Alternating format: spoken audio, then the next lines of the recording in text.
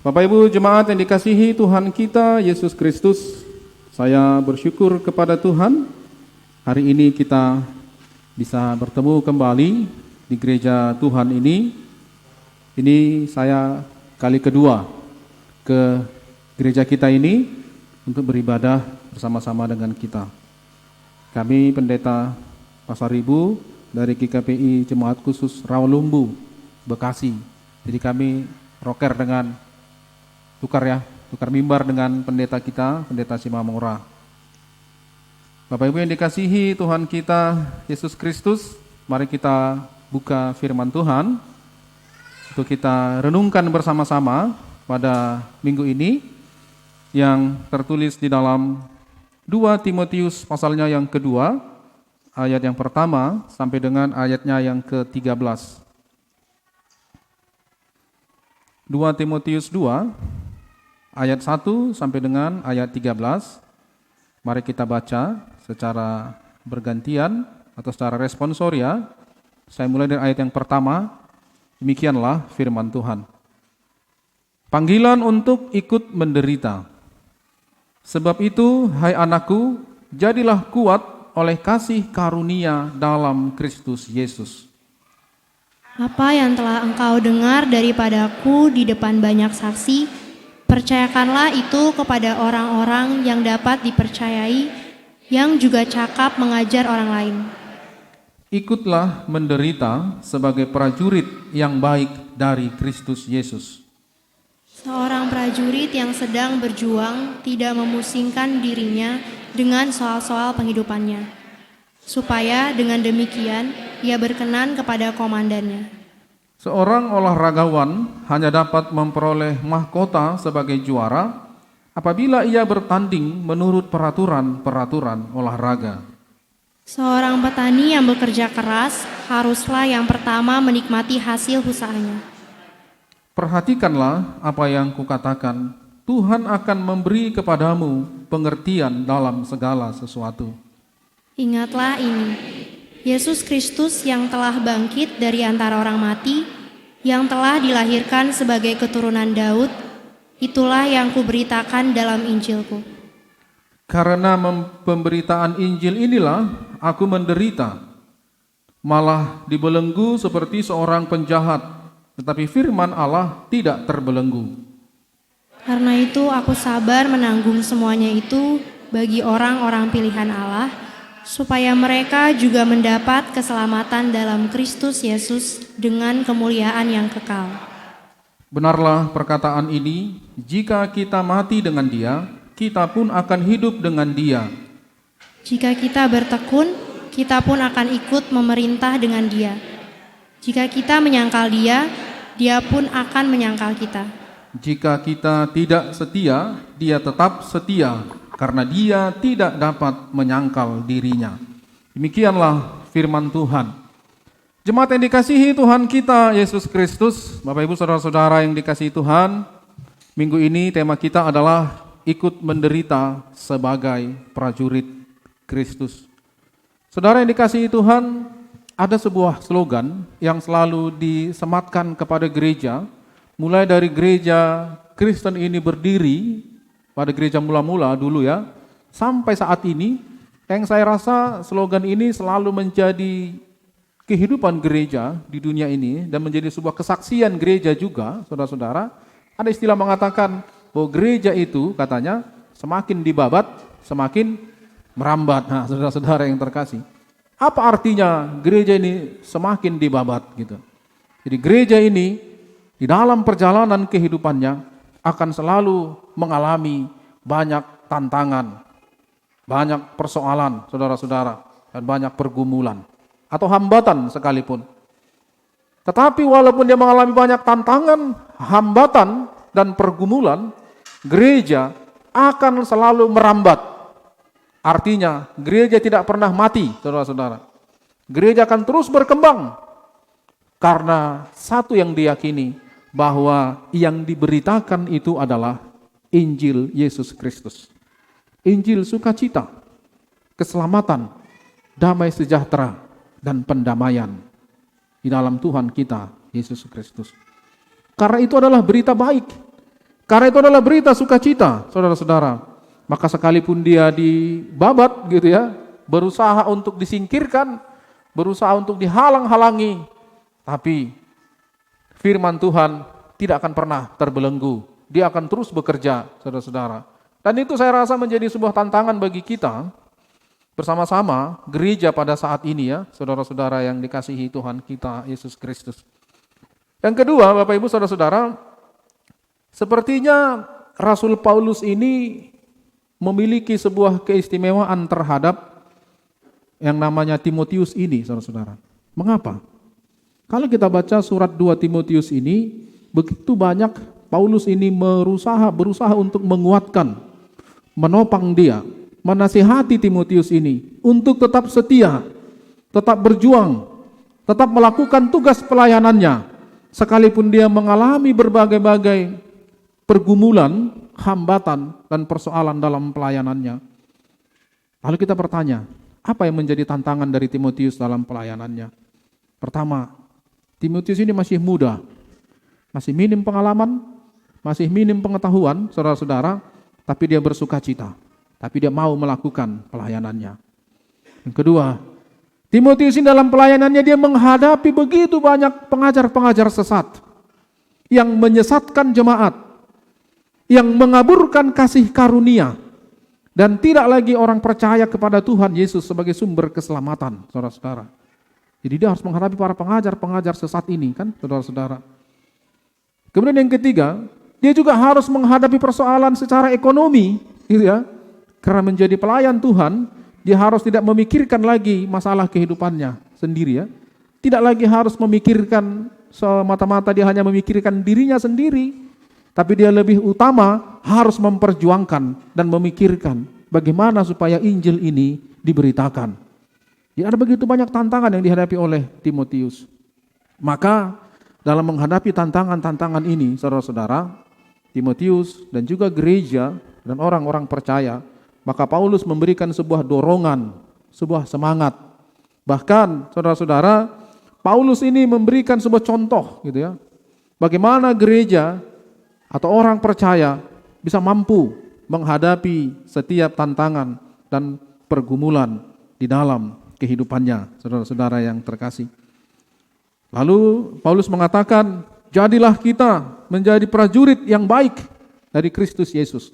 Seperti tema kita pada hari ini kan. Nah, ada 3 contoh yang diberikan oleh Rasul Paulus kepada Timotius. 3 contoh ya Bang Inang ya. Pertama, jadilah kamu seperti seorang prajurit.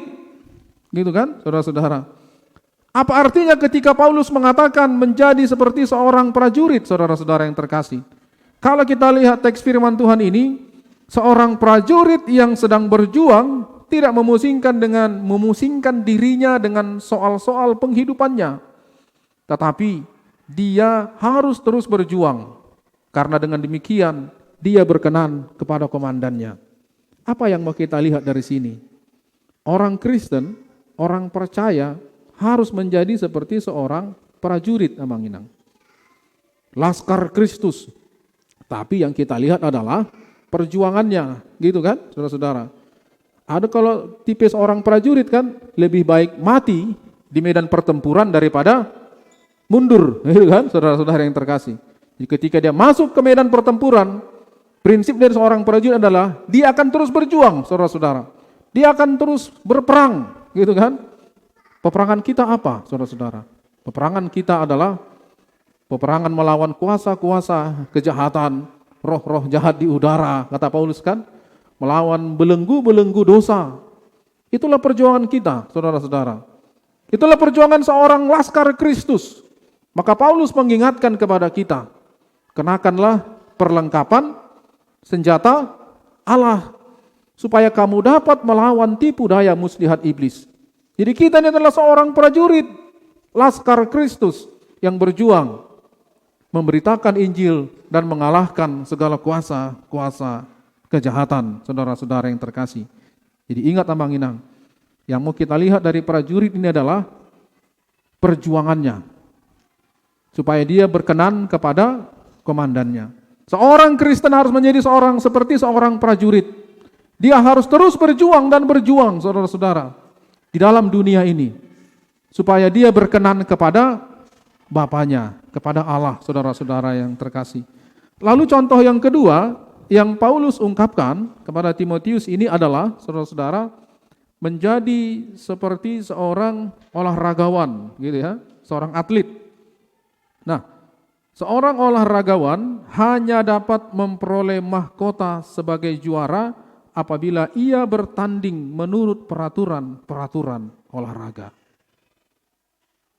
Yang kedua, Paulus mau mengingatkan kepada Timotius bahwa menjadi seorang Kristen, saudara-saudara, menjadi seorang laskar Kristus harus seperti seorang olahragawan. Dia harus bekerja keras, dia harus berlatih, dia harus taat, dia harus disiplin, dia harus ikut aturan-aturan pertandingan. Saudara-saudara, seseorang atlet yang tidak mengikuti aturan pertandingan, maka dia akan didiskualifikasi. Dalam pertandingan sepak bola, kalau dia melanggar peraturan, di kartu merah, teman-teman ya. Artinya ada aturan pertandingan. Ada garis-garis pertandingan yang harus dia lakukan, saudara-saudara. Maka firman Tuhan mengingatkan, taatlah pada aturan itu. Setialah kamu bertanding, begitu kan saudara-saudara. Capailah tujuan akhirmu pertandinganmu itu. Bapak Ibu yang dikasihi Tuhan, maka kamu akan memperoleh kemenangan dan kamu akan menjadi seorang juara.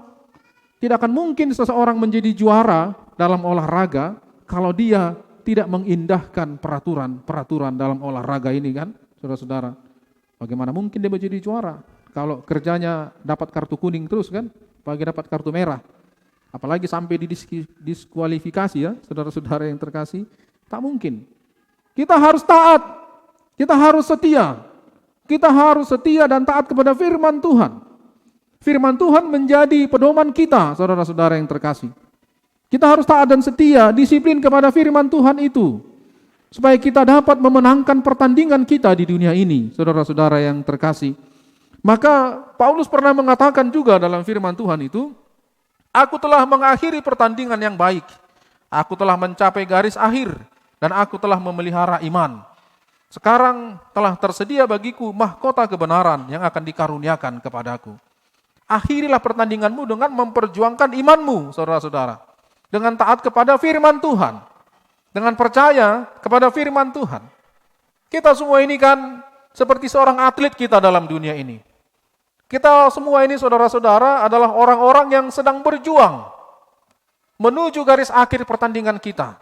Apa itu Amang Inang? Garis akhir pertandingan kita. Kehidupan yang kekal bersama Tuhan. Kita harus memenangkan pertandingan itu, saudara-saudara. Dengan cara apa?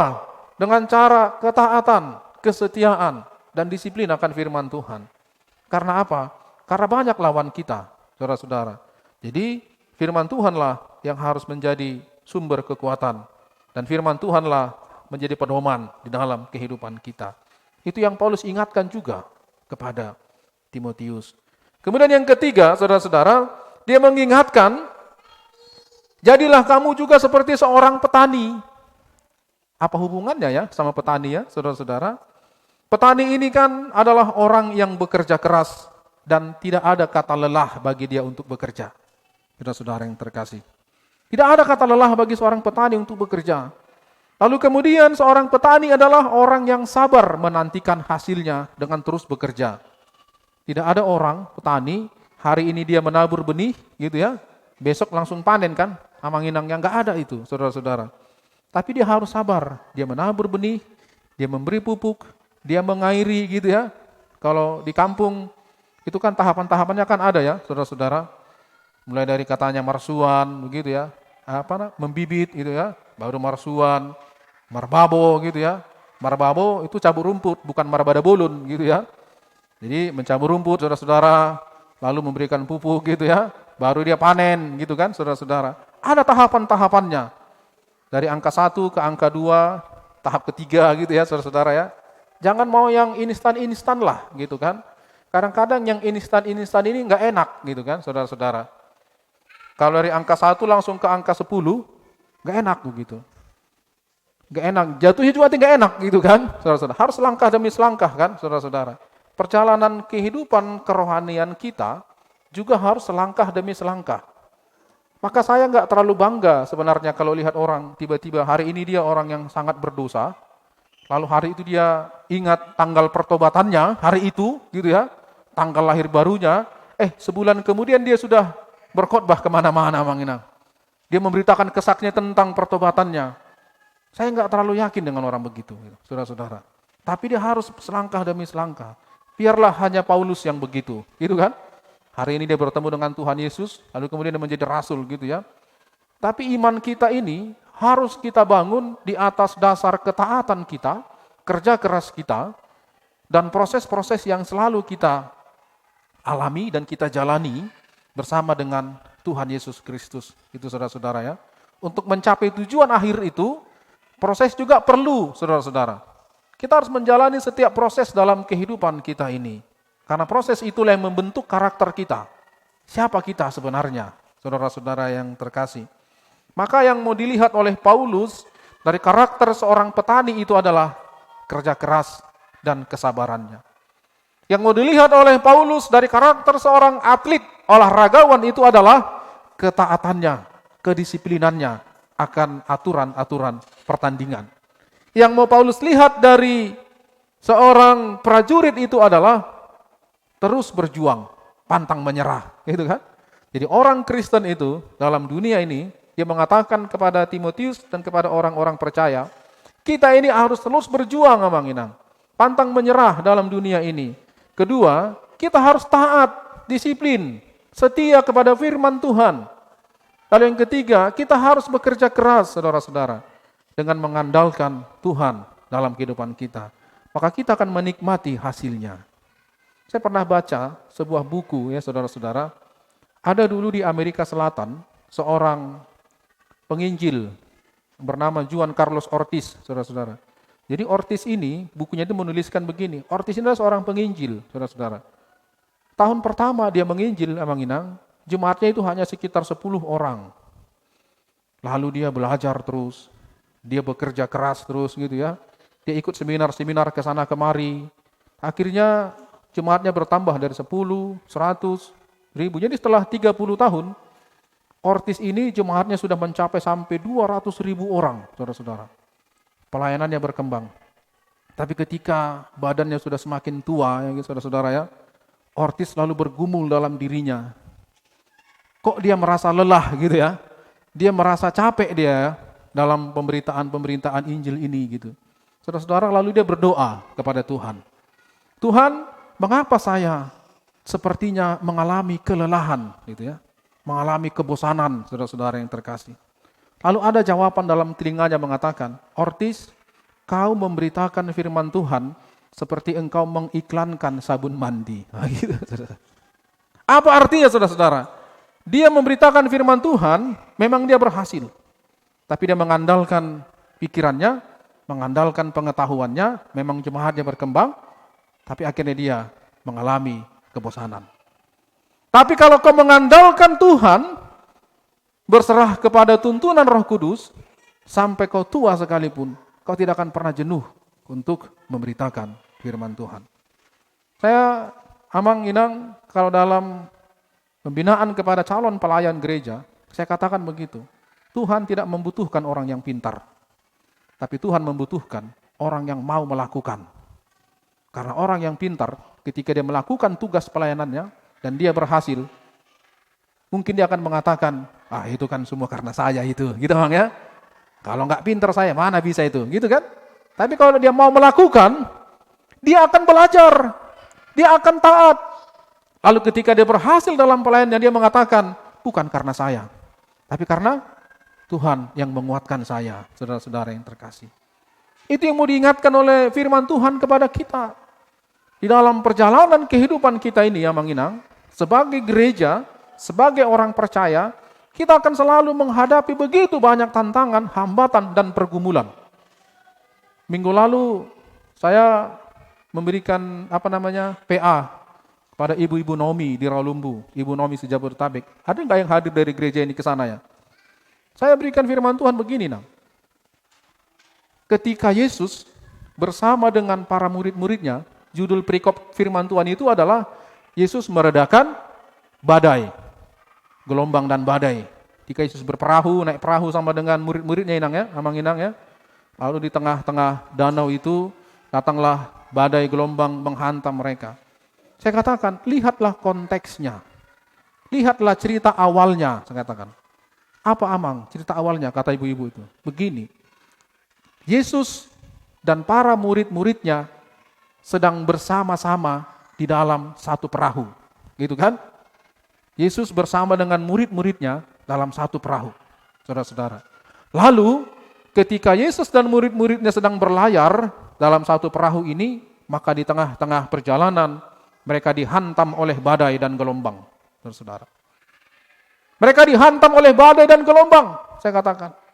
Jadi kadang-kadang kita harus hati-hati memberitakan tentang Yesus. Kita harus benar-benar memberitakan tentang Yesus. Banyak orang memberitakan Yesus. Kalau kamu percaya kepada Tuhan Yesus, kamu mengandalkan Tuhan Yesus, maka hidupmu akan senang. Gitu ya. Bisnismu akan berhasil. Pernah gak Amang Inang dengar khotbah yang begituan? Pernah ya? Kamu akan selalu menjadi kepala, bukan ekor. Tapi cerita itu mengatakan, murid bersama dengan Yesus dalam satu perahu dihantam badai. Gitu kan? Yesusnya ngapain dalam cerita itu? Tidur. Kadang-kadang kita, saudara-saudara, kita ini sebagai sebuah gereja. Yang di dalam gereja ini adalah umat Tuhan yang percaya. Yang sedang berjalan bersama dengan Tuhan Yesus. Jangan katakan, gereja tidak akan pernah mengalami tantangan dan persoalan. Gereja terlalu sering dihantam oleh badai dan gelombang. Tapi persoalannya adalah, apakah kita sebagai jemaat, kita sering membiarkan Tuhan Yesus itu tidur? Gitu kan? Bagaimana cara kita membiarkan Tuhan Yesus tidur? Kita mengandalkan pikiran kita. Kita mengandalkan kemampuan dan kekuatan kita. Tapi kita tidak mempercayai dan mengandalkan Yesus yang sedang bersama-sama dengan kita. Maka Yesus marahkan kepada murid-muridnya. Mengapa kamu tidak percaya, hai orang-orang yang tidak beriman, gitu ya. Mengapa kamu takut, hai orang-orang yang tidak percaya, kata Tuhan Yesus. Hanya diangkat tangannya, badannya berhenti, gitu ya saudara-saudara ya. Ini ceritanya luar biasa sebenarnya, saudara-saudara. Jadi Paulus mau mengingatkan juga kepada Timotius, andalkan selalu Tuhan, Tuhan kita, Tuhan Yesus Kristus. Inilah yang dikatakan oleh Paulus di sana, saudara-saudara.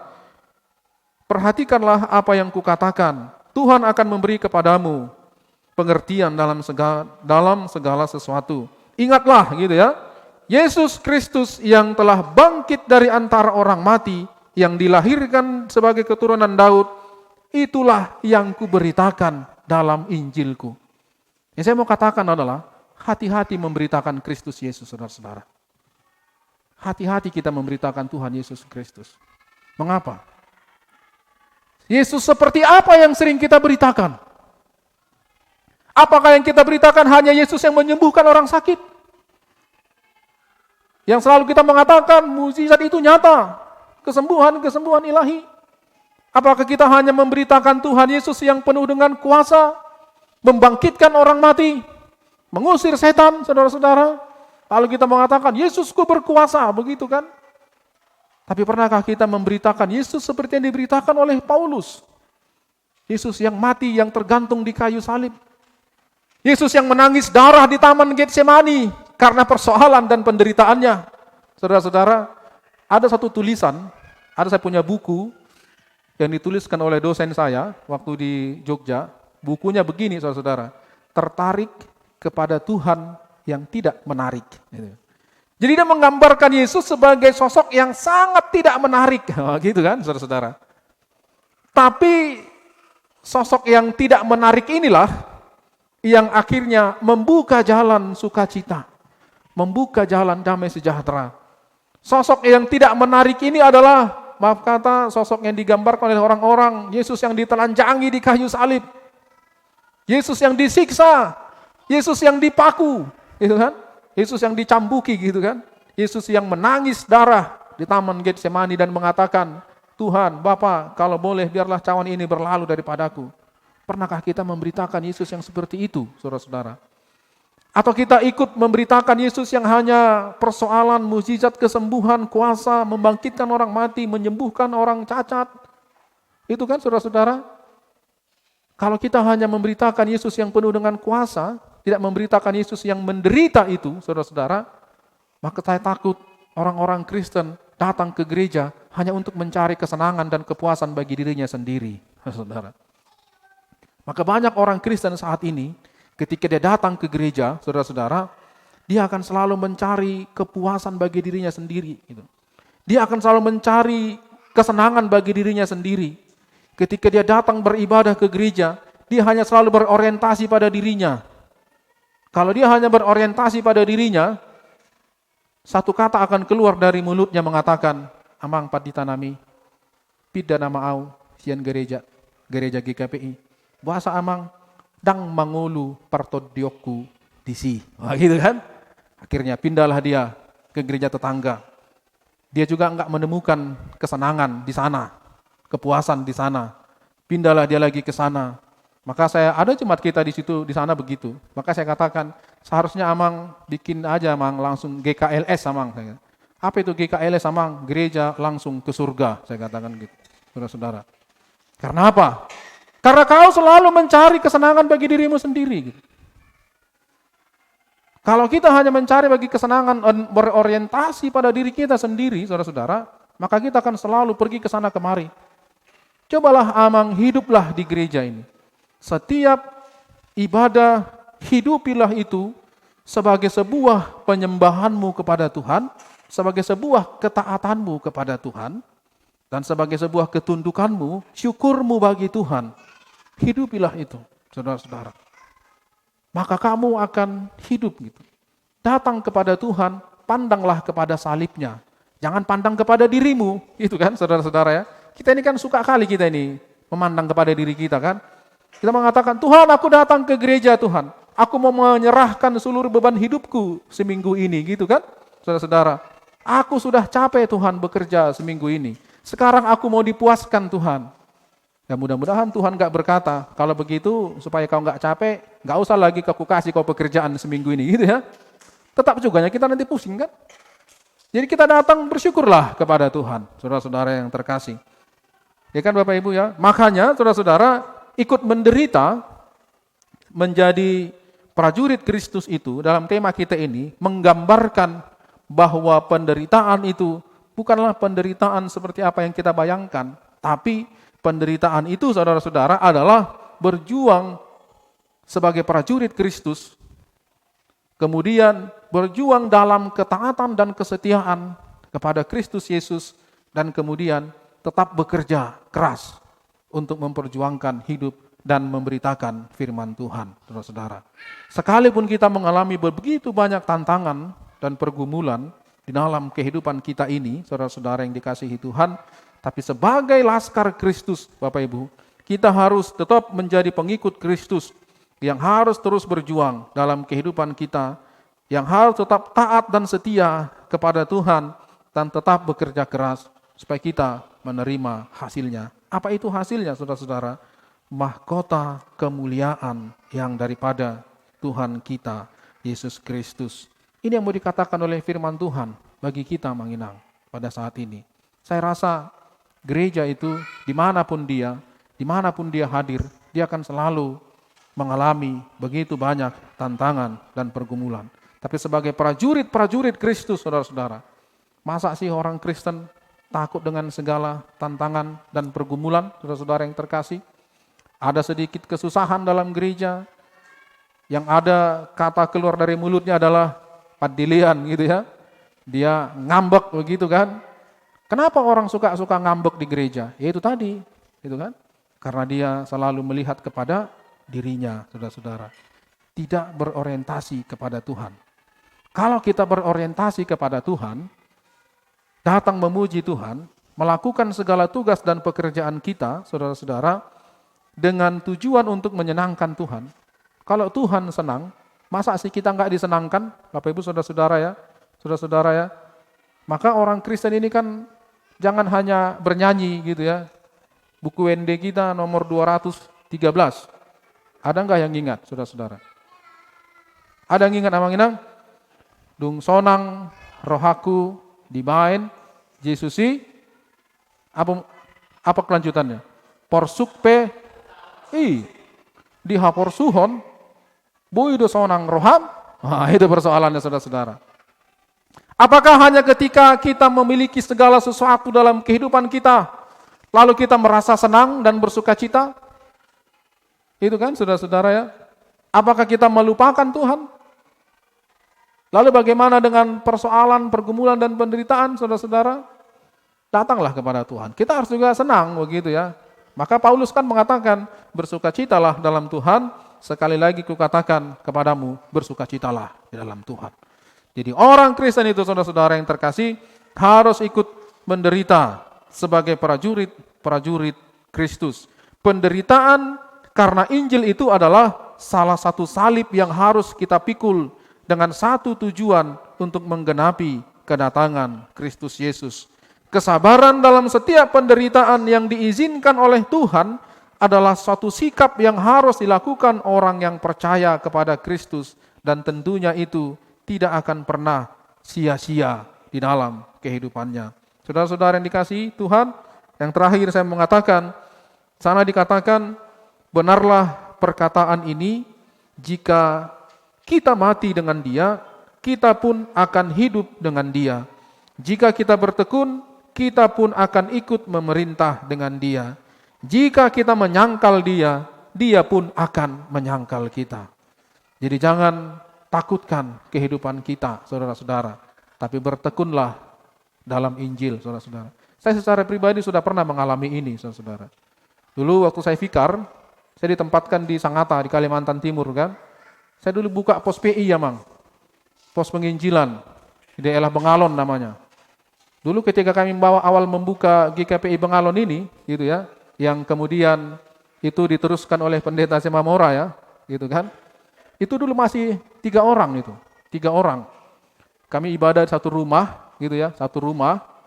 Yang di rumah ini, rumah kontrakannya orang Batak, GKPI. Tapi rumah ini adalah rumahnya orang Bugis, gitu kan, saudara-saudara. Pak Haji, gitu. Jadi rumah ini dibuat, yang punya rumah lah, sebuah ketentuan, tidak boleh diadakan kebaktian gereja di rumah kami. Kalau tetap diadakan, maka Bapak harus pergi dari rumah kami begitu. Tetap aja kami buat kebaktian itu, walaupun 3 orang gitu. Dari Sangatta ke Bengalon itu ada sekitar 60 km. Jadi 60 km ini Amang Inang, tidak satu pun rumah kita jumpai di jalan itu. Jadi 60 km ini dulu hutan belantara semua. Jadi saya harus naik sepeda motor dari Sangatta sampai ke Bengalon begitu kan, saudara-saudara. Lalu yang punya rumah ini marah gitu kan. Akhirnya dia membuat satu ancaman. Jadi ancamannya adalah kami akan memenjarakan kalian yang buka ibadah di rumah kami ini gitu. Jemaatnya takut jemaatnya gitu kan. Udah Mang pendeta, udah Mang Fikar, kita hentikan aja lah gereja kita ini gitu kan. Saya katakan, ngapain kita hentikan? Orang kita memuji Tuhan kok gitu ya. Masa Tuhan kita anggap lemah gitu kan? Kami teruskanlah kebaktian ini, saudara-saudara. Kami teruskanlah kebaktian ini. Akhirnya keluarlah surat ancaman bahwa Fikar, Sultan Pasaribu ini menjadi DPO bagi orang Bugis itu. Gitu kan? Saya pernah ditangkap sama mereka. Di leher saya ini sudah ada dibuat badiknya orang Makassar itu. Dia katakan, kalian bunuh pun saya di sini, saya percaya gereja itu akan tetap berkembang, saya katakan saudara-saudara. Itu. Tapi entah kenapalah waktu itu ada yang menolong gitu ya. Akhirnya si Bugis ini mundur, gereja kita berkembang. Dengan kerelaan hati yang kontrak rumahnya, pindahlah mereka ke kontrakan lain. Yang saya katakan adalah, jangan takut menghadapi tantangan, saudara-saudara. Karena firman Tuhan yang diberitakan itu tidak akan pernah kembali dengan sia-sia. Puji-pujian penyembahan kita kepada Tuhan, dia akan terus bertumbuh, saudara-saudara. Kalau kita hidupi dalam iman. Kalau kita setia gitu ya, jangan takut akan kehidupan. Yang dikatakan oleh Rasul Paulus, saudara-saudara yang terkasih, kalau Kristus ada dalam diri saya ini, gitu kan? Saya di dalam Kristus dan Kristus dalam saya. Saya selalu percaya itu, saudara-saudara. Maka bagiku hidup adalah Kristus ya.